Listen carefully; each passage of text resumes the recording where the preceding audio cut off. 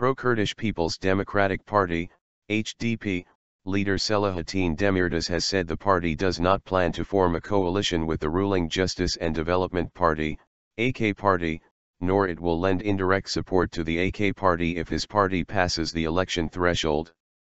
"We will not form a government with the AK Party either from outside or from inside," Demirtaş said during a live interview with CNN Türk's Ahmet Hakan on Wednesday night. "Of course, we are not running in the elections to be in the opposition with the AK Party. We are preparing to be in the government in the following elections," he continued. Demirtaş played bağlama and sang two songs during the interview aired on CNN Türk television. The fate of the HDP, which hopes to cross the 10% national vote threshold to enter parliament on June 7, will be critical not just for the Kurdish minority but also for the political future of President Recep Tayyip Erdoğan and the AK party he co-founded.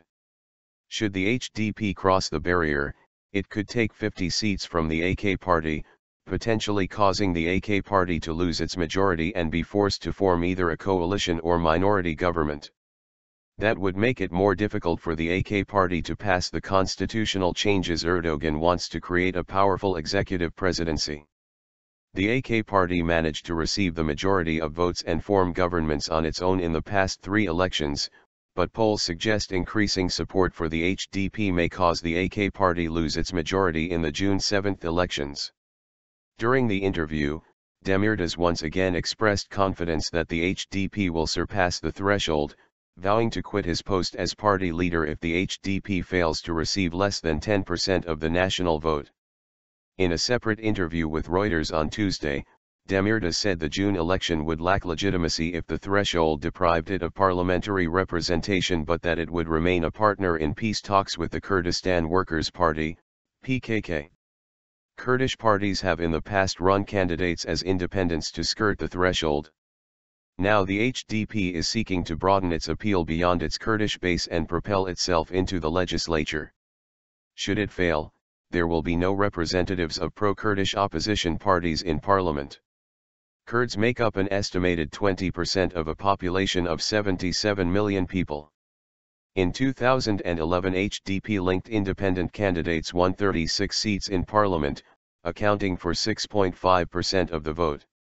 Opinion polls currently show it close to 10%, while Demirtaş won 9.76% in an August 2014 bid for the presidency. A lack of representation in the legislature would create a crisis of legitimacy.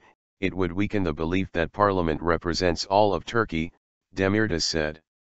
The leftist HDP has been a key interlocutor in Erdoğan's peace efforts with the PKK, aimed at ending the terrorism problem in the mainly Kurdish southeast that has killed 40,000 people over 3 decades. "If we are unable to enter parliament, it just means there won't be a parliamentary group," Demirtaş said. "But we will continue, to be Turkey's 4th biggest party, to engage in politics and to continue our struggle on all of our issues," he said, adding that he hoped the peace talks will resume after June following 2 months of inertia. Turkish nationalists accuse the HDP of links to the PKK and Erdoğan, and the AK party are wary of losing those votes because of their advances on the peace process. In a speech in the Black Sea city of Samsun earlier this month, Erdoğan spoke of the political party which is run by the terrorist organization, in apparent reference to the HDP. There have also been dozens of attacks on the party's offices in the run-up to election day. Demirtaş said the harsh campaign rhetoric had reduced trust in the government's commitment to the peace process. "It's apparent now that it only views the resolution process as an electoral tactic," he said.